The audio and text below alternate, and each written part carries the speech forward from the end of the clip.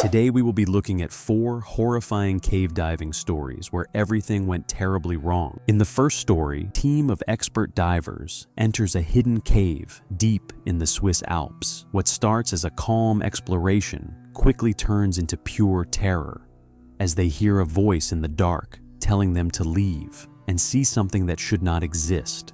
Viewer discretion is advised.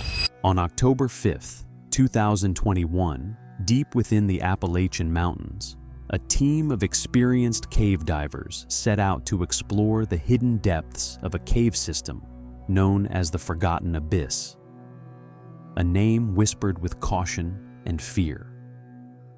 The cave's entrance is concealed by the thick, gnarled trees of the forest, and only a few seasoned explorers have dared to enter. Many who have ventured inside never return, their names becoming part of the growing legend. Those who do return speak of a darkness that clings to the cave, an unnatural presence that seems to pulse with life. The entrance to the cave is a narrow fissure in the rock, barely wide enough for a single person to squeeze through.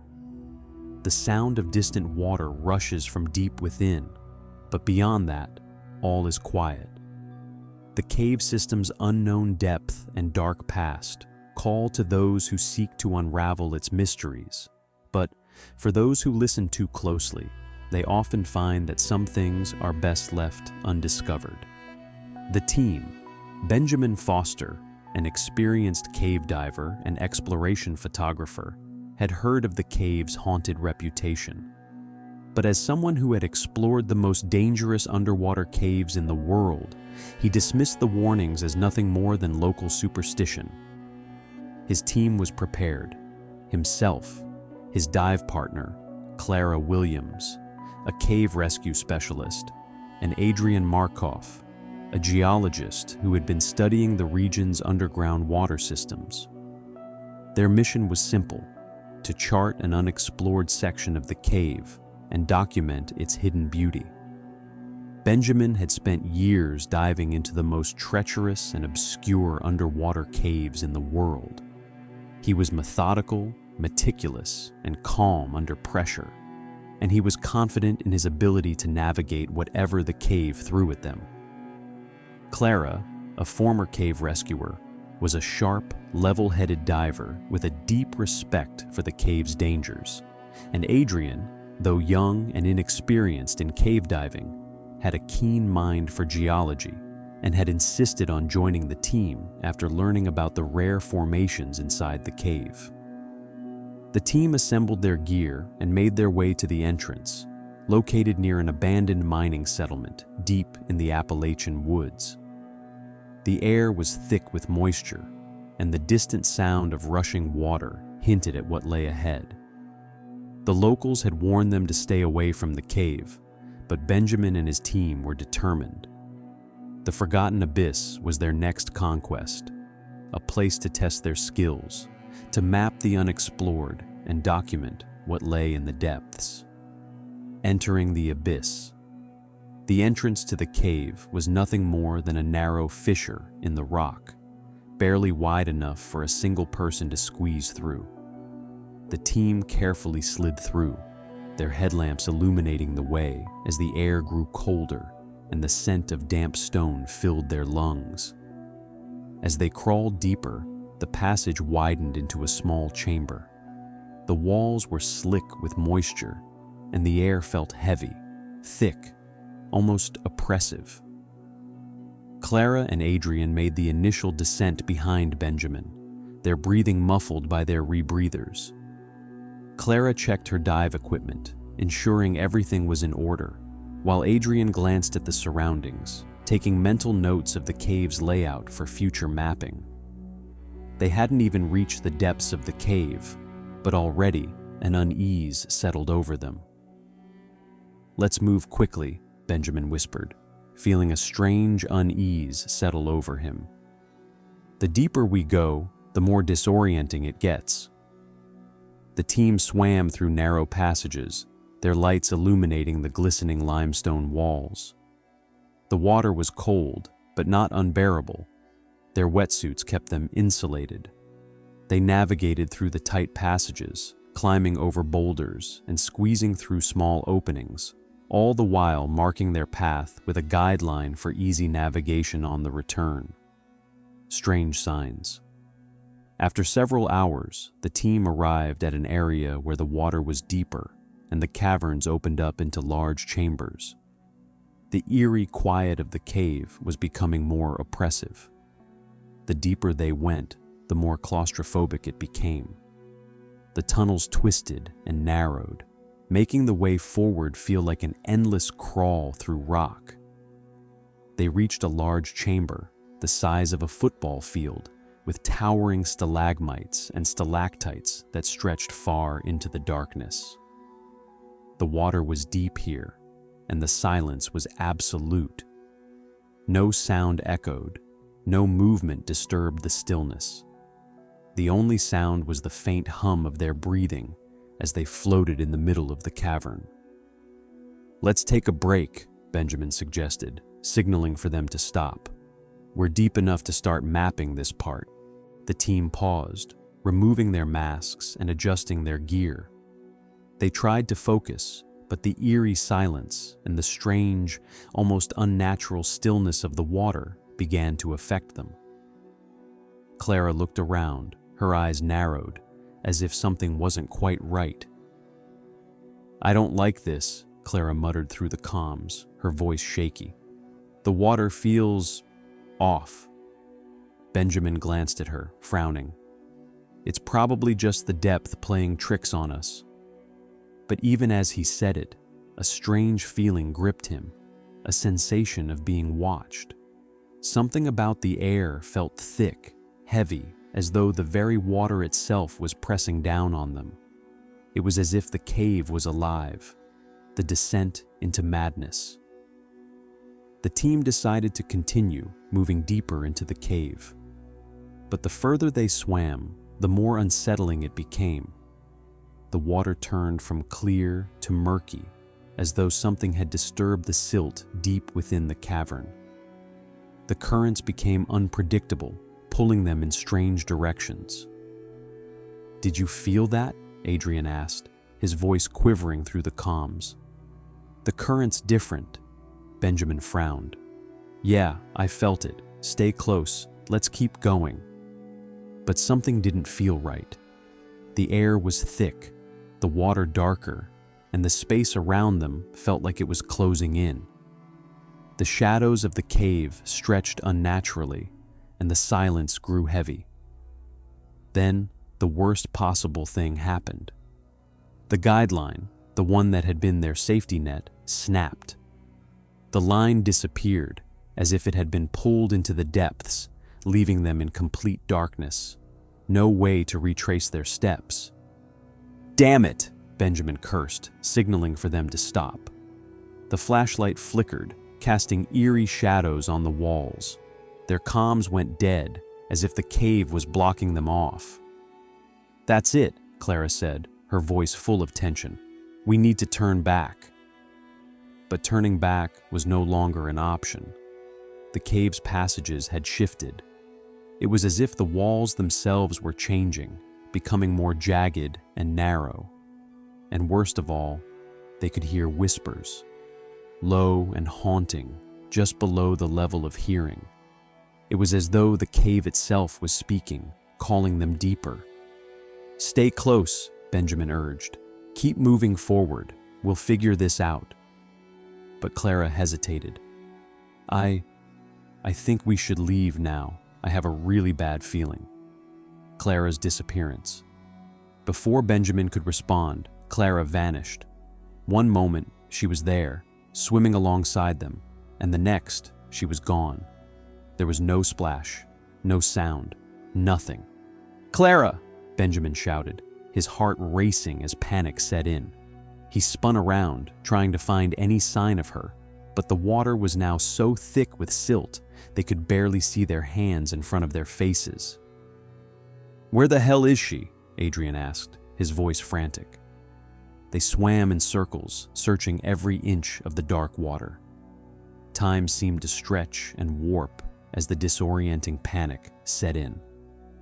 The cave was alive. It seemed to move with them, playing tricks on their minds. They reached out, grabbing hold of rock and debris, but nothing could anchor them. Clara was gone. Then came the scream. A long, desperate scream. It echoed through the water, faint but unmistakable. It came from deeper in the cave. "Clara!" Benjamin shouted again, as both of them darted toward the source of the sound, the final descent. They swam faster, pushing their exhausted bodies to the limit. The water grew colder, and the blackness seemed to close in on them, the cave itself becoming a living, breathing entity. The scream grew louder, more frantic, as if Clara was being dragged further into the abyss. But as they reached the point where the scream had been, they found nothing, only silence. The cave was still, suffocating. The scream was now a distant memory, fading into the deep recesses of the cave. Clara's light, her life, was gone. Rescue and aftermath. When rescue teams arrived, the cave entrance was completely blocked. They attempted to find a way in, but the tunnel had collapsed. The cave was sealed, and nothing could be done. Clara's body was never recovered. The cave had swallowed her whole, and with it, her memory. Benjamin and Adrian were left with nothing but the terrifying knowledge that they had been part of something ancient, something the cave had kept hidden for centuries. To this day, the forgotten abyss remains untouched. The entrance is sealed off, and local legend speaks of the cave calling for new explorers to join the lost souls within. In the second story, a team of expert divers enters New Mexico's infamous Hollow Falls Cave, a maze of deadly twists and crushing tight spaces. When one of them pushes too far into a narrow crevice, he gets trapped, and the clock starts ticking. With rising water and no clear way out, will they get him back? Or will the cave take another life? For Tom Rojas, cave diving was a passion, a 29-year-old experienced caver who had spent most of his adult life exploring the deepest and most dangerous caves across North America. Tom had always believed that with the right equipment, preparation, and experience, no cave would ever defeat him. However, the events of August 3rd, 2020 would prove him wrong in the most tragic of ways. Tom was joined on this dive by his two best friends and fellow cave divers, Eric Lawson, a 30-year-old seasoned spelunker, and Bridget Albright, a 27-year-old geologist with an impressive background in cave mapping. They had been preparing for months for this dive into Hollow Falls Cave, a notoriously tight and winding cave system located in the foothills of the New Mexico desert. The cave itself had long been an enigma in the local caving community. It wasn't particularly deep, but its twisting, narrow passages, combined with unpredictable water levels, made it a challenge that only the most skilled divers attempted. There had been rumors of others getting stuck in the deeper, tighter passages, but Tom wasn't one to back down from a challenge. By early afternoon on August 3rd, the trio had descended into the cave, equipped with wetsuits, rebreathers, and ropes. The opening to Hollow Falls Cave was hidden beneath a thick curtain of vines, leading into a small underground river that snaked through the dark cavern. The water was cold but manageable, and the group had made their way through the initial chambers without issue. The deeper they went, the narrower the passages became. At first, the group took their time, exploring the underwater tunnels and marveling at the intricate rock formations. But as they ventured further into the cave, they reached a section known as the Tunnel of Echoes, a claustrophobic squeeze that required divers to contort their bodies to make their way through. It was a challenge that had led to a few close calls over the years, but Tom felt confident. The passage opened up into a wider chamber, which was when disaster struck. The team had been moving slowly, taking great care to navigate each narrow passage and avoid dislodging any rocks. However, there was one stretch of rock they hadn't anticipated. A small, tight passage, no more than a foot wide, that led downward to a lower chamber. Tom, being the smallest and most agile of the group, volunteered to go through first. With his rebreather attached securely to his back and his rope tied off, he crawled into the narrow opening, the walls pressing tightly against his body as he slowly made his way down. The passage was challenging, but Tom had faced tougher before. He pushed forward, inch by inch, but as he reached the tightest part of the passage, Tom felt a sudden shift. His body was wedged, and he couldn't move. Panic set in as he realized that the space was too tight to reverse, and the pressure against his chest was suffocating. His breathing became shallow, his heart racing as the weight of the situation set in. "Tom," Eric's voice crackled through the radio, his voice calm but filled with concern. "Are you okay?" "I'm stuck," Tom replied, his voice strained. "I can't move." Panic gripped Eric and Bridget as they swam toward the narrow passage where Tom had gone. They could see his legs dangling from the opening, and the reality of the situation hit them hard. The walls of the tunnel were pressing in on Tom from all sides. His chest was compressed, and with every breath, it became harder to inhale. Eric reached out to grab Tom's legs, trying to pull him back, but it was no use. Tom's body was wedged so tightly in the rock that even with all their strength, they couldn't budge him. They tried everything, pulling, pushing, even attempting to loosen the rocks around him with their hands. But the more they struggled, the more Tom's body remained trapped. "Tom, stay calm, we'll get you out," Eric shouted, but his voice lacked conviction. He could feel Tom's body trembling beneath his hands, the desperation in the air thickening with each passing second. Bridget was on the radio, contacting their emergency team. "We need help," she said, her voice wavering. "Tom's stuck in a narrow passage. We can't free him." Minutes felt like hours as the team worked desperately to try and free Tom. They attempted every possible maneuver, but nothing worked. They even tried using their ropes and carabiners to create leverage, but every attempt was futile. Tom's body remained wedged, his breath becoming more labored with each passing moment. As the hours passed, the situation grew more dire. Tom's breathing was shallow, his body growing colder as the water continued to press against him. Despite their best efforts, they couldn't break him free. The cold of the cave, the pressure on his chest, and the relentless weight of the rocks closing in on him were beginning to take their toll. "Eric, I can't breathe. It's getting harder," Tom gasped. His voice was weak, and the desperation in his words cut through their hearts. "We're almost there, Tom.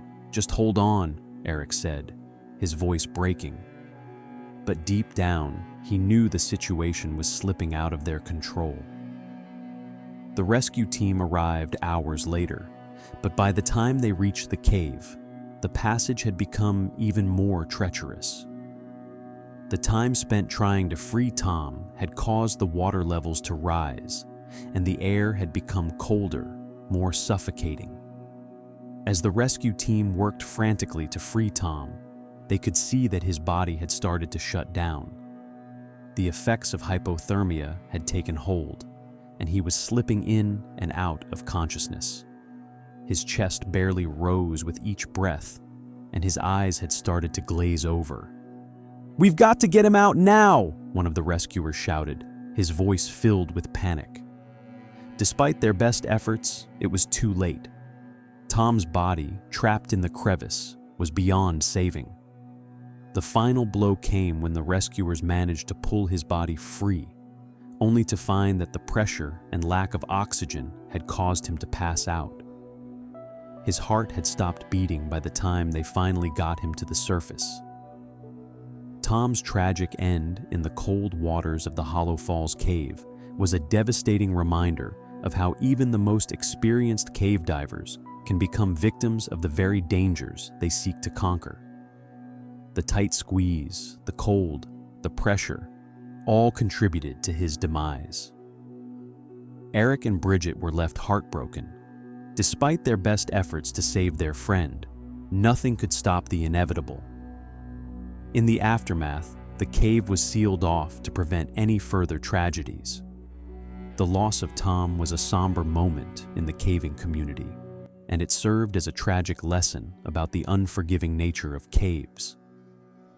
Tom's memory lives on through the warnings passed on to others about the importance of preparation, of respecting the power of the earth, and the understanding that in certain situations, even the best efforts aren't enough. In the third story, an elite team of divers ventures into Norway's Silent Depths Cave, an uncharted abyss where sound seems to vanish and strange formations hint at something ancient beneath the rock.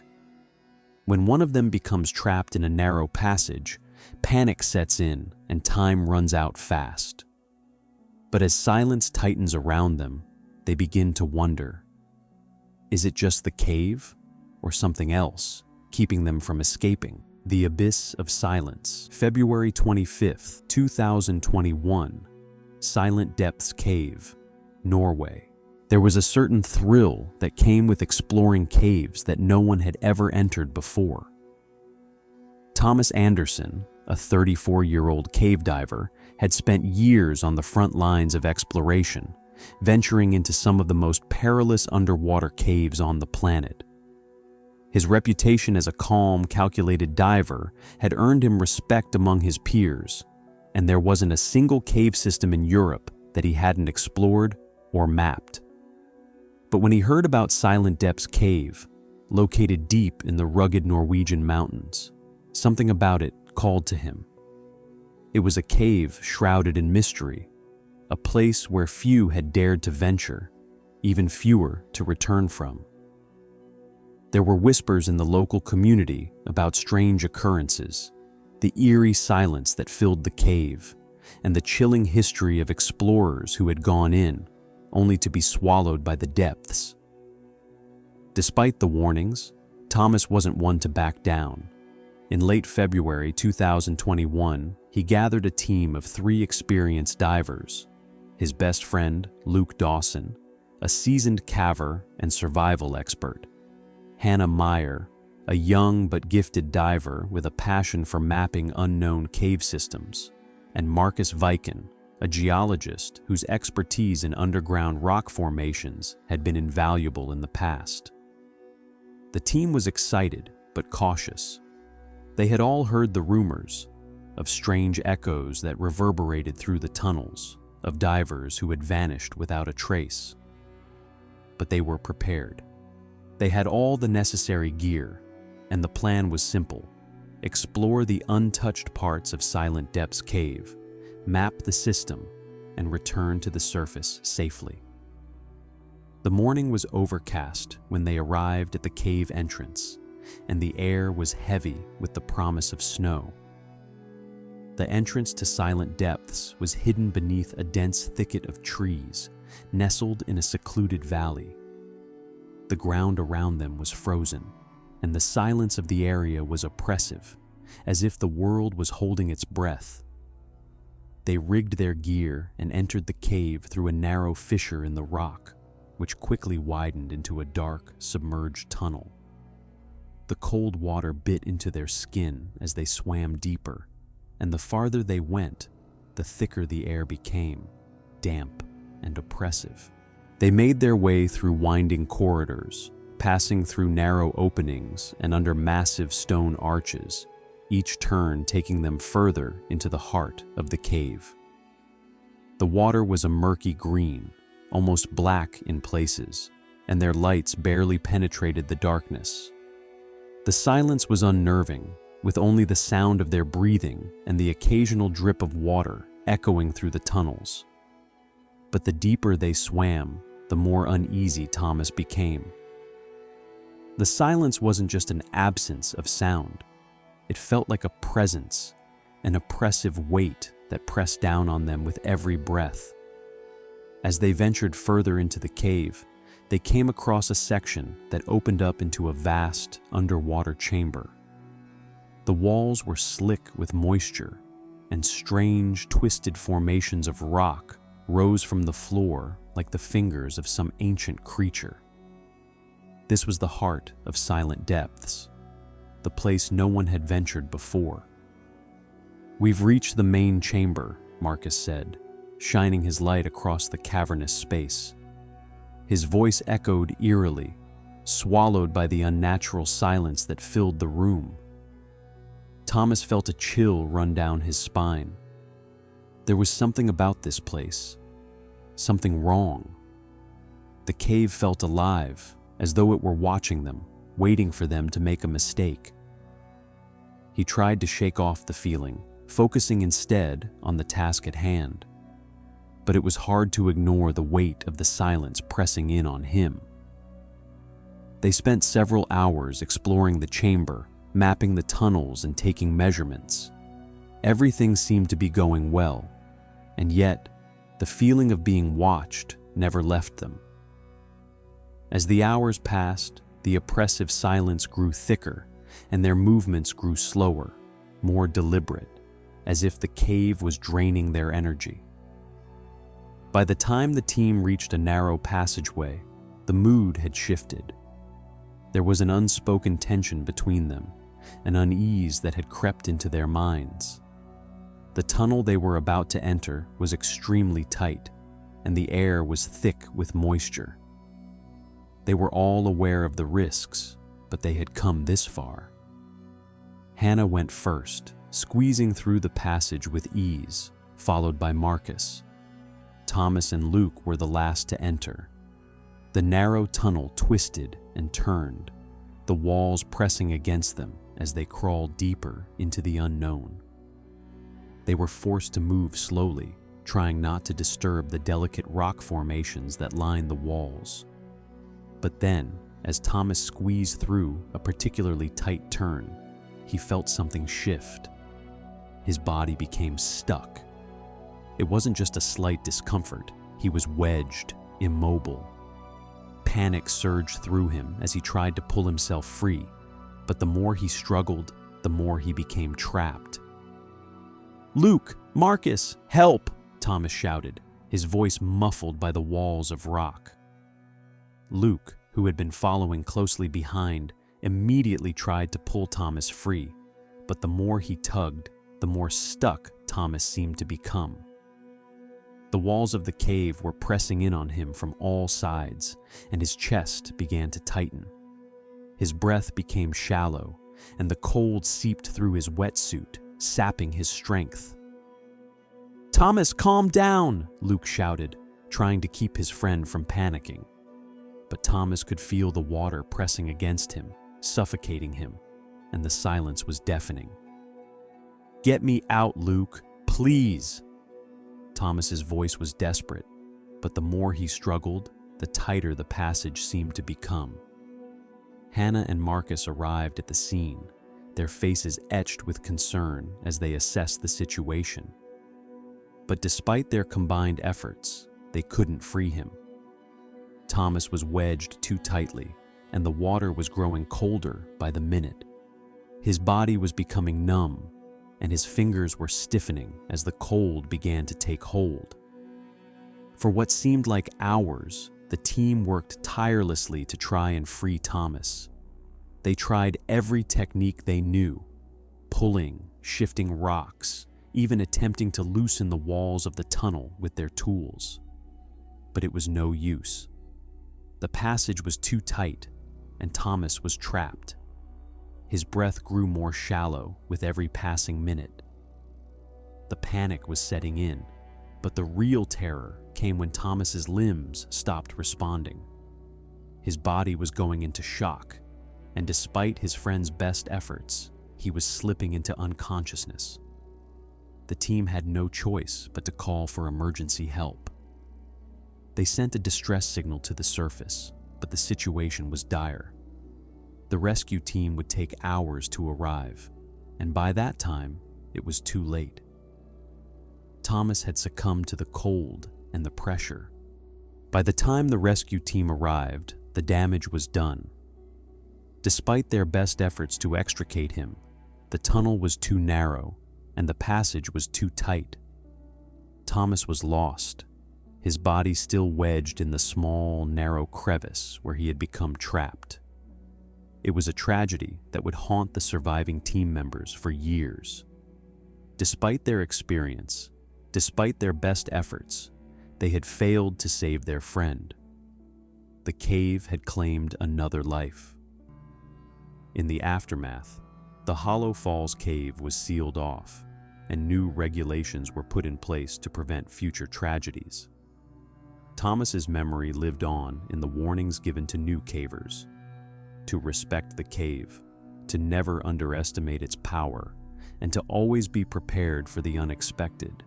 In the fourth story, a team of seasoned divers enters Scotland's infamous Black Abyss, a labyrinth of freezing water and twisting rock. When one of them gets stuck in a narrow, flooded passage, a race against time begins. But as the silence deepens and hope fades, the cave itself seems to tighten its grip, refusing to let him go. Scotland's Black Abyss cave had long been a subject of fascination in the caving community. Hidden beneath the fog-laden hills of the Scottish Highlands, it was notorious for its tangled passages, treacherous water levels, and dark depths. The cave had claimed its fair share of explorers, though the stories of its dangers only seemed to draw in more thrill-seekers.